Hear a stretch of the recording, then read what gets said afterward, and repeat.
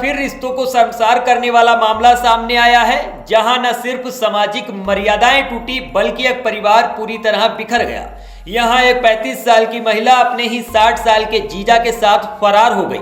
चौंकाने वाली बात यह है कि दोनों पहले से शादीशुदा हैं और बच्चों के माता पिता भी हैं। इस घटना के बाद इलाके में सनसनी फैल गई और हर जुबान पर यही सवाल है, आखिर साली और जीजा ने ऐसा कदम क्यों उठाया।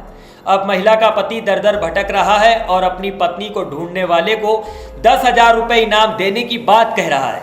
मामला इटावा जिले के सफाई थाना क्षेत्र का है। महिला के पति का कहना है कि वो शारीरिक रूप से एक हाथ से कमजोर है और ये उसकी दूसरी शादी थी। उसकी पत्नी की पहली शादी उसके पहले पति के निधन के बाद टूटी थी, जिसके बाद उन्होंने विवाह किया और सामान्य जीवन भी जी रहे थे। लेकिन उनकी जिंदगी में भूचाल तब आया जब पत्नी अपने बहन के पति यानी साड़ू के साथ फरार हो गई। मिली जानकारी के मुताबिक महिला का 60 साल का जीजा पेशे से एक राजमिस्त्री है और वो इटावा के सफाई थाना क्षेत्र के एक गांव में रहता है। बताया जा रहा है कि कुछ दिन पहले वो महिला के घर में प्लास्टर का काम करने आया था। काम के दौरान उसका घर में लगातार आना जाना हुआ और यहीं से दोनों के बीच नजदीकियां बढ़ने लगी। पति का आरोप है कि इसी दौरान दोनों में गुप्त प्रेम संबंध शुरू हो गया और एक दिन वो मौका पाकर घर से सारे पैसे और कीमती सामान लेकर अपने जीजा के साथ फरार हो गई।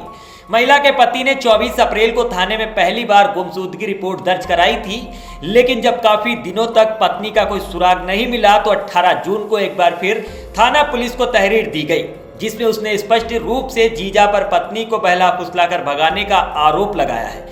पति का कहना है कि जीजा न सिर्फ पहले से शादीशुदा है बल्कि उसकी कई बच्चे भी हैं। इसके बावजूद उसने ऐसी हरकत की है जिससे पूरे परिवार की इज्जत दांव पर लग गई है। इस घटना की जानकारी जैसे ही गांव में फैली, चारों तरफ अफवाहों और चर्चाओं का बाजार गर्म हो गया। पहले ही ससुर बहू और सास दामाद के भागने जैसी घटनाओं ने लोगों को चौंका कर रखा था।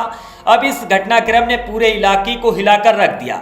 सफाई थाना प्रभारी ने पुष्टि की है कि गुमशुदगी रिपोर्ट दर्ज की जा चुकी है और मामले की जांच की जा रही है। फिलहाल पुलिस दोनों की तलाश में जुटी हुई है, लेकिन अब तक कोई ठोस सुराग हाथ नहीं लगा है।